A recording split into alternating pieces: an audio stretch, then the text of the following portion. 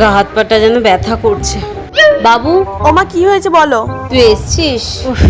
গা হাত পাটা না খুব ব্যথা ব্যথা করছে, মনে হচ্ছে জ্বর ও আসবে। ক্যালপল দিচ্ছি। তুই ডাক্তার নাকি? তোর কথা শুনে আমি ওষুধ খাবো? তুই যা গিয়ে ডাক্তারকে ফোন কর। ঠিক আছে, ফোন করছি। বেশি ডাক্তার হয়েছে। মা তোমাকে বললাম না প্যারাসিটামল খেতে হবে, দেখো ডাক্তারও তাই বললো। ওষুধ দিয়ে যে আমি খেয়ে নি। আচ্ছা দাঁড়াও আনছি।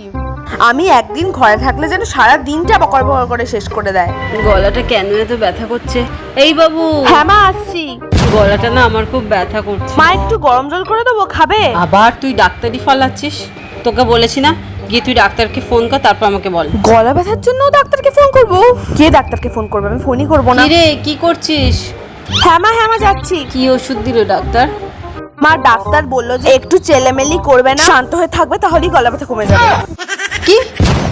না মা, মানে মানে বলেছে, ডাক্তার বলেছে একটু গরম জল করে খেতে। পালাই।